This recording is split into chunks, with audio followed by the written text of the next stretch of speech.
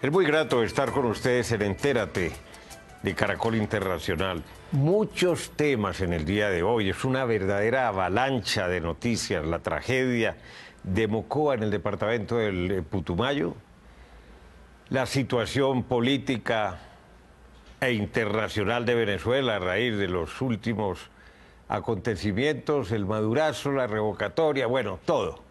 Lo que acontece en Ecuador después de la segunda vuelta presidencial y el triunfo del candidato de Correa, el señor Lenín Moreno, el incendio del Parlamento el viernes anterior en el Paraguay, donde el presidente quiere perpetuarse, quiere la reelección que estaba prohibida bajo ciertas condiciones. E inicialmente vamos a Mocoa, 254 muertos hasta el mediodía, 147 heridos que están en clínicas y hospitales en varios sitios, no solamente en Mocoa, sino también en Pitalito y en Neiva y en otras capitales. Hasta el momento se han atendido más de 500 personas en distintos centros asistenciales.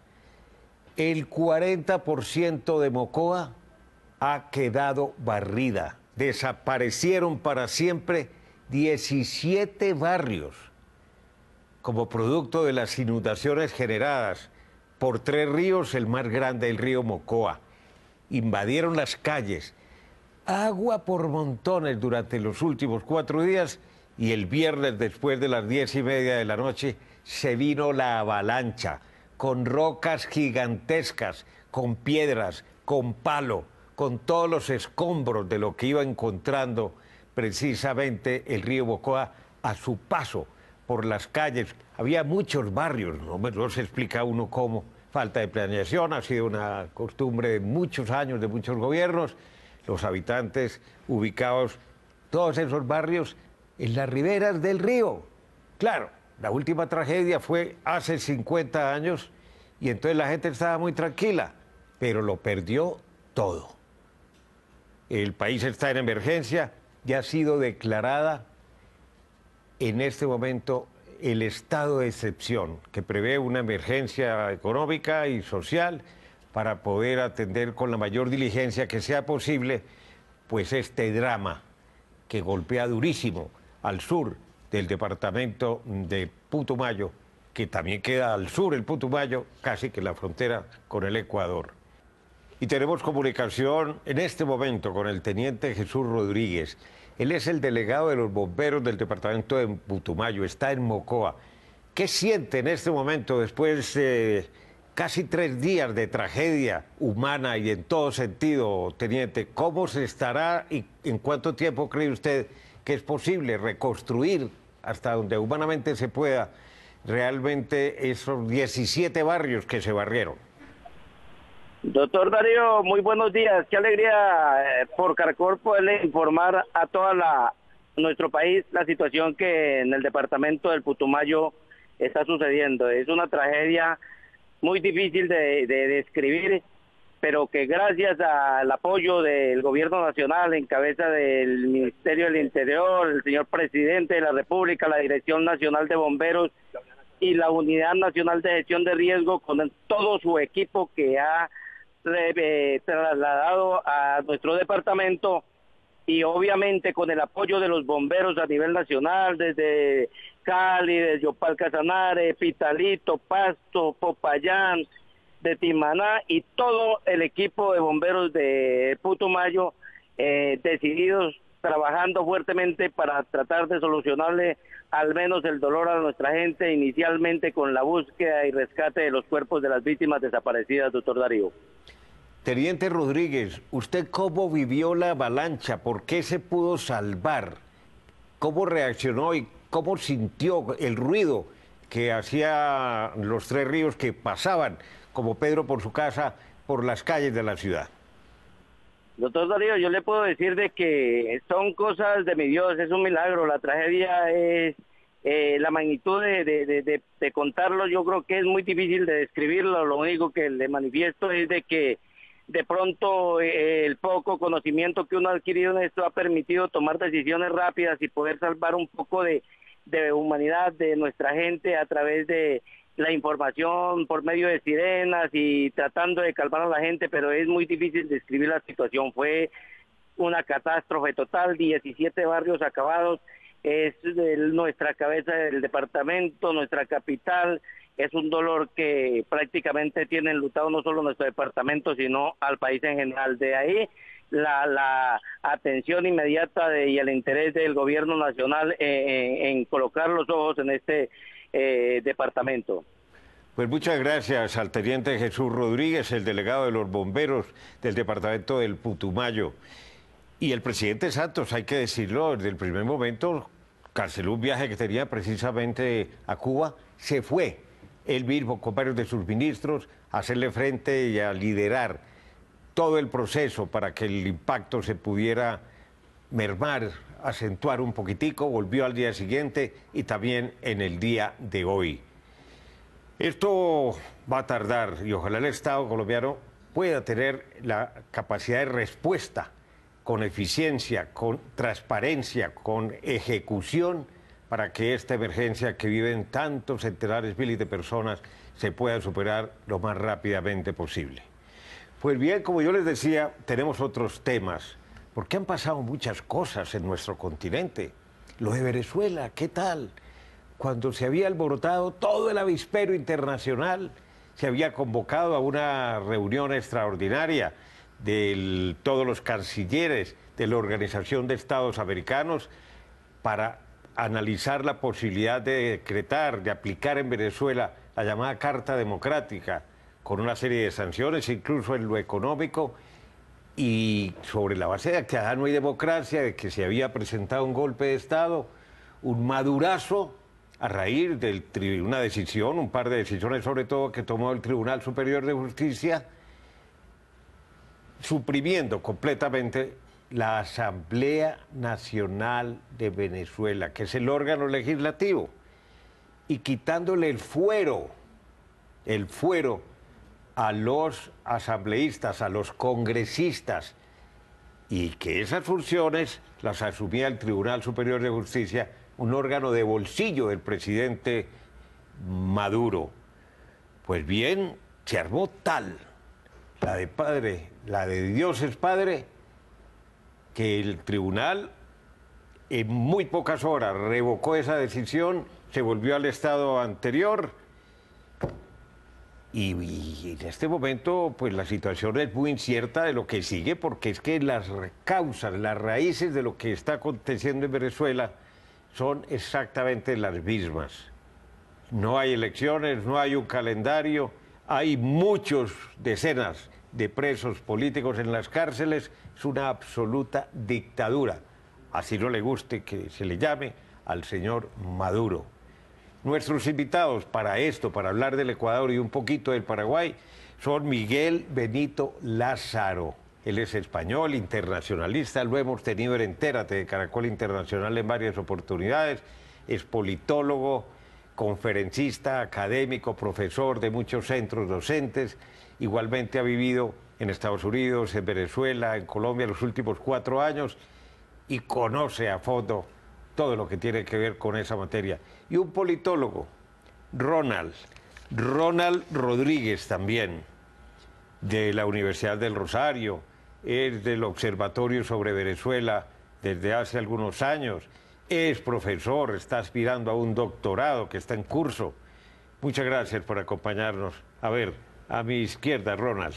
Gracias por la invitación. ¿Qué va a pasar en Venezuela? Bueno, realmente incluso con, digámoslo así, la acción que tomó la Asamblea, el Tribunal Supremo de Justicia de desmontar sus propias sentencias este fin de semana, que de hecho pues todavía no se ha podido concretar porque todavía la página del Tribunal Supremo de Justicia está cayéndose todo el tiempo, no ha aparecido en Gaceta Oficial la nueva interpretación o los párrafos que le quitaron a las anteriores sentencias. Esto lo único que demuestra es que en efecto en Venezuela ya estamos entrando en el terreno de la dictadura. ¿Por qué? Porque si uno va a la definición más sencilla de dictadura, es aquella en la cual un grupo en el poder puede hacer que el orden jurídico dependa única y exclusivamente de ellos. El orden jurídico en Venezuela se rompió en el momento en que se hace esta sentencia, pero se rompe aún más después de este llamado Consejo de Seguridad en el cual el presidente dice, bueno, ahora decimos que esto tal vez era demasiado, vamos a recular, vamos a echarnos para atrás. En el momento en que el Tribunal Supremo de Justicia sale y retira los elementos, ha demostrado, ha dejado de plano que depende totalmente del Ejecutivo. Y al depender totalmente del Ejecutivo, estamos en la configuración de una dictadura. Llama la atención, particularmente para América Latina, porque fue Venezuela precisamente que después de 59 años de democracia, una de las democracias más antiguas del continente, que incluso cuando todos los países estaban con dictaduras, Venezuela estaba en un proceso democrático que promovía la democracia en el continente. Recordemos que Venezuela fue el que logró la expulsión de Cuba porque Cuba promovía grupos guerrilleros que atentaban contra la democracia. Y en este momento es Venezuela el país que demanda o que necesita de todo el continente para que su democracia no sea, digámoslo así, aún más golpeada. Es una democracia que tuvo momentos difíciles, que tuvo azonadas militares, incluso recordemos, con Carlos Andrés Pérez golpista importante, dos golpes de Estado, uno de ellos encabezado por Chávez y el otro patrocinado por él. Y pero el propio Chávez, en la historia de Venezuela, muchos dictadores que se perpetuaron en el poder. Sin embargo, desde el 58 hay una democracia y comparativamente con el resto de democracias del continente, pues es una de las democracias más tradicionales, con partidos fuertes, claro. ¿Pero con qué va defectos. a hacer mañana la OEA, los cancilleres que de todas maneras están citados? Pues en este orden de ideas lo que se reclamaría es que el continente empiece a presionar. Más allá de la expulsión de Venezuela de la OEA, es que el tema sea tema de debate, que el presidente tenga que ir a dar argumentos, que la canciller tenga que ir a dar argumentos, que se demuestre que ya no pueden seguirle torciendo más el brazo. Incluso, como empezó en el proceso de negociación, yo recuerdo que la primera declaración después del proceso de negociación del secretario general de la Mesa de Unidad Democrática fue: Venezuela está en una situación de conflicto. ¿A qué hacía alusión en esa situación de conflicto? Que si es una situación de conflicto, lo que vive Venezuela demanda que se den medidas extraordinarias. ¿Y cuál sería la medida extraordinaria democrática? Llamar a unas elecciones generales. Pero el señor Maduro no quiere. Mamá o gallo, como se dice vulgarmente, profesor Benito, incluso hasta el propio Papa Francisco se había generado esa instancia, se habían sentado a dialogar sobre la base de que iba a haber un calendario electoral clarísimo, que se iba a liberar a los presos políticos, que se iba a respetar un régimen de libertades. Nada de eso ha ocurrido. Nada de eso ocurre, y además con una situación de que cada vez Maduro parece menos capaz de controlar lo que se mueve a su alrededor, y que muchas de estas acciones son de cara al exterior, pero internamente este deterioro democrático evidente... Económico también. Económico, evidentemente, con niveles de inflación insostenibles, que permiten luego, eso sí, ciertas medidas populistas como subidas del salario mínimo de forma también... Pero con una inflación del 750% al año... No tiene ningún sentido, y además lo que provoca es más inflación porque genera una necesidad de liquidez constante que se va alimentando. Entonces, internamente, desde luego, veremos esa ausencia de separación de poderes, en ese sentido estricto, y esta intención de cara hacia afuera, presentar un talante dialogante, negociador, que tiene que ver con, por ejemplo, esa mediación, esa presencia del Papa, esa presencia del presidente José Luis Rodríguez Zapatero de España, que de algún modo intentarían como rebajar la crítica externa y esa posibilidad de que desde fuera Venezuela se convierta, y la situación de la democracia en Venezuela y de las libertades de Venezuela se convierta en un tema de agenda fundamental. También responde a un constante y creciente aislamiento de Venezuela. El último año además ha sido muy claro y va perdiendo como apoyos. La apertura, por un lado, quizá lo único que le queda es volver a Cuba si en Estados Unidos Donald Trump vuelve a cerrar la puerta de Cuba. Pero bueno, esa puerta también está como medio cerrada porque Cuba no quiere saber nada de lo que está pasando en Venezuela, a pesar de que depende de Venezuela. Es una paradoja, pero después de que se restablecieran las relaciones diplomáticas entre los Estados Unidos y Cuba, no tiene mucha legitimidad realmente que Cuba abogue por Venezuela en este momento y siga sosteniendo a Maduro. La gran pregunta es, ¿Venezuela es viable? ¿La democracia de Venezuela se podrá recuperar? Ya regresamos en Entérate de Caracol Internacional.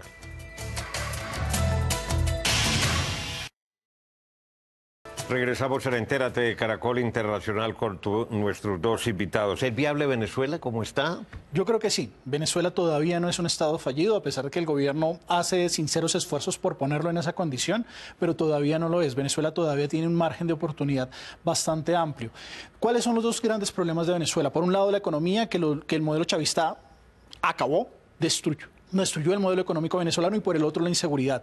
Recordemos que el problema de violencia en Venezuela no es violencia política, es violencia delincuencial. Las calles hacen que los ciudadanos se metan en sus casas antes de las 8 de la noche y que tengan temor de salir a la calle. El país más inseguro del mundo, del mayor número de secuestros además. Es uno de los países. Caracas es la ciudad más insegura del mundo. La gente después de las 7 de la noche, después de las 8 de la noche no quiere salir a la calle. El AMPA se ha tomado del país. ¿Cuáles han sido las medidas del gobierno? Por un lado, los denominados CLAP, estos comités locales para abastecimiento, en los cuales reparten discrecionalmente ya los afectos al gobierno ciertos productos de la canasta básica, que ni siquiera son, digamos, un producto establecido, sino que cada mes les cambian el tipo de bolsa que llevan. Puede que un mes traigan productos alimenticios, puede que el otro ya no los traiga. Y por el otro lado, las OLP, las operaciones supuestamente para la liberación del pueblo, que ahora tratan de meterle una H de componente humanista, pero que realmente han significado una violación sistemática de derechos humanos en Venezuela. Están matando venezolanos simplemente con la sospecha. ¿Qué significa esto? Que los dos grandes problemas no pueden ser asumidos por el gobierno. Y peor aún, que en este momento, cuando se está llevando a cabo la validación de los partidos políticos, por un lado los partidos políticos tienen que ir y demostrar quién es miembro de cada partido, así cada miembro de la oposición queda claramente identificado, y por el otro lado tenemos el llamado carnet de la patria, que es una sistematización por la cual se le entrega política social a todos los ciudadanos. Si se cruzan estas dos listas, estamos teniendo la misma fórmula que implementó Hugo Chávez en el 2003. Y la manera como Cuba manejó la situación durante tantos años también. Sí, el programa Maizanta y la lista Tascón, con la cual se generó persecución en el 2004 de cara a que el referendo revocatorio que finalmente Hugo Chávez gana, pero que fue el instrumento de palo con el cual persiguió a la oposición. Así que el chavismo está tratando de utilizar sus viejas fórmulas, está tratando de reinventarlas. Los CLAP los presentan como las nuevas misiones sociales, aunque las misiones sociales hoy están bastante desmontadas y bastante golpeadas. Y el resultado real, ¿cuál es? Que el oficialismo no es capaz de atender las demandas de los ciudadanos, pero tampoco se ve una oposición que lo pueda hacer. Hay que destacar aquí una cosa, y es el papel de la fiscal, de origen chavista, no tan afecta a Maduro, pero chavista. Y ella fue la que prendió la mecha para que el Tribunal Supremo de Justicia de Venezuela volviera a reunirse y derogara los dos decretos que había dictado. Sí. Esa señora tiene valor moral y tiene mucho valor político también. Lo tiene o no lo tiene también. Dentro de las lógicas de la división interna del chavismo, siempre se ha asociado más quizá a Diosdado Cabello que a Maduro. También hay que tener una cuestión que es que para ciertos sectores del chavismo, que son los que se están alejando más de Maduro, hay una especie de totemización, de iconización de Chávez. Cualquier cosa que sea diferente a Chávez no es aceptada, es criticada, y en ese sentido Maduro siempre está sometido a esa revisión, esa crítica de aquellos que pueden ser más puristas, que han convertido a Chávez en un icono inamovible, y cualquier cuestión que se mueva un poco dentro del chavismo se ha concebida casi como revisionismo crítico, ¿no? Y por otra parte tenemos, y Ronald lo planteaba muy bien, cierta situación de desinstitucionalización que afecta también a la oposición, porque la oposición no parece capaz de controlar su propio papel. Está dividida, además. Está dividida, incluso no tiene muy claro cuál es su papel, pues lo habíamos comentado a lo largo del día, de la propia Asamblea Nacional. Cuando alguien como Guevara llama a que hay que hacer una revocatoria, por así decirlo, del Tribunal de Justicia para sacar a los jueces a través de la calle, no a través de las instituciones. De nuevo se está llevando todo hacia la calle, lo cual nos habla de una situación de desinstitucionalización, donde los poderes públicos no... ¿Pero qué va a pasar en Ecuador? ¿Qué va a pasar en Ecuador? Revuelta popular, golpe militar, impensable el golpe, ¿no? Impensable, aunque Ecuador tiene una tradición de... Venezuela. Sí, Venezuela, perdón. No es concebible. También porque el ejército es otra institución que de momento se está porque además disfruta de la miel, de las dádivas, de las comisiones, de las compras de armamento. Es la institución más favorecida quizá a lo largo desde que Chávez llegó al poder, siempre ha sido la institución favorita, especialmente desde el golpe petrolero. Se habla de mucha corrupción y acusaciones muy serias del gobierno de los Estados Unidos y la justicia norteamericana. Ya regresamos para hablar un poquitico más de Venezuela y sobre todo del Ecuador y Paraguay. Regresamos a Entérate de Caracol Internacional. ¿Habrá revuelta popular? ¿Esto va a terminar mal, de pronto con otro Caracazo? No, yo creo que no. Venezuela en los últimos años, digamos que el recuerdo del Caracazo todavía está muy fresco en la generación que todavía ejerce el poder y en la generación que dirige a la oposición. Los venezolanos le tienen miedo a eso. Es que el Caracazo, para los que no lo conocen, fue un movimiento en el cual, por el cambio del precio del combustible y por el cambio del precio del transporte, un día los venezolanos salieron a protestar y esas protestas terminaron muy mal porque el gobierno las manejó mal. Sacó el ejército a la calle, las cifras oficiales hablan de 300 muertos, las extraoficiales de 3.000 muertos, y el temor a que eso vuelva a ocurrir es bastante grande. ¿Usted comparte ese punto de vista? Incluso en algunas entrevistas de los medios internacionales que están en Venezuela, parece que más bien lo que se tiene es como la desmovilización social. El chavismo, si tuvo algo bueno, fue ampliar la participación de las bases populares en la política. Y precisamente las entrevistas que se hacen a la ciudadanía parecen todo lo contrario, que están retrayéndose porque no ven que en la política hay una solución y precisamente tengan a inhibirse de eso. Bueno, unos minuticos para Ecuador. Lo de Lenín Moreno parece irreversible. ¿Seguirá la misma política entonces de Rafael Correa? Casi que será su alter ego. Bueno, yo creo que Correa no es Maduro ni Ecuador es Venezuela y las diferencias son bastante sustanciales, sobre todo porque Correa en algunos terrenos, por ejemplo, en el terreno económico, puede llegar a comportarse incluso como un líder liberal, lo cual no hace Nicolás Maduro. Harvard, además, ¿no? Es economista. Sí, y lo cual no es Nicolás Maduro. Digamos que Nicolás Maduro muchas veces le da prelación a decisiones ideológicas que a decisiones pragmáticas. Obviamente, pues también es preocupante para la lógica democrática que no haya alternancia, porque es que uno de los elementos fundamentales en las democracias es que haya alternancia entre las diferentes fuerzas políticas de un país para que las mejores políticas de esos países se conviertan en políticas de Estado, de estos gobiernos se conviertan en políticas de Estado y las que no vayan siendo desechadas. Y cuando un gobierno no lo hace bien, puede ser cambiado por un Voto de gobierno castigo y se cambia ahora. de otra tendencia. La oposición con Guillermo Lasso ha dicho, nos robaron las elecciones, fraude. ¿Posible fraude en Ecuador? Bueno, todavía Pues un sistema que ofrece bastante seguridad. Todavía es pronto para ver, efectivamente, también porque ha habido diversos problemas con la página web del Consejo Nacional Electoral, todo este tipo de cosas, el seguimiento, esas desapariciones, esas caídas. Bueno, va a haber que ver. Lo más posible es que nos encontremos con un Lasso que se vea como lo que ocurrió en Venezuela, sin posibilidad de recurrir a ninguna otra instancia y ver qué vía de oposición adopta. Si adopta una vía más institucional, una más de movilización social, cómo va a intentar jugar esa carta contra Lenín Moreno. Y qué capacidad tiene de maniobra Lenín Moreno, porque también como planteaba Ronald, no es lo mismo Correa que su sucesor, que puede ser más hábil o menos hábil en algunos aspectos. Bueno, y en el caso del Paraguay, la gente dice, pero ¿qué pasa otra vez en ese continente? Problemas aquí, problemas allá. Y la turba en Asunción doblega a la policía y el ejército no son capaces de contener a la oposición en Paraguay que se quería oponer a un intento de modificación de la Constitución con unos asambleístas de bolsillo y autorizar de nuevo la reelección. ¿Qué va a pasar? Y quemaron el Congreso, se robaron documentos, allá pasó de todo. Bueno, realmente en el caso paraguayo la lógica de la reelección molesta bastante y eso es supuestamente el argumento de fondo que hay detrás de la movilización, pero lo único que demuestra es que muchos de los caminos institucionales, que para eso finalmente está la política, para ir regulando los temperamentos de los pueblos y llevar eso a espacios de discusión y no a acciones concretas o acciones de fuerza. ¿Pero qué va a pasar en Paraguay? Parece ser que de momento lo que tenemos son vías de hecho imponiéndose frente a las vías de derecho, ¿no? Y en ese sentido también de nuevo, lo que muestra es esa fractura que en muchos países se está abriendo y se va acrecentando en lugar de cerrarse y llevarse hacia eso, hacia una mayor participación, hacia una mejor democracia, se va hacia una ¿Pero peor cederá el democracia. presidente en su pretensión para cambiar la Constitución? No, ¿quién se mete en su cabeza? Esa es la pregunta del $1.000.000. Pues muchas gracias por la presencia. Eran demasiados temas, demasiados problemas.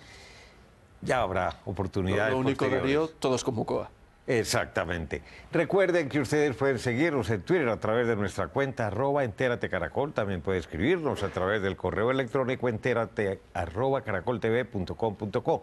Visite nuestra página web www.noticiascaracol.com/entérate. Y allí podrá acceder a todos nuestros capítulos completos y los espero como siempre la próxima semana.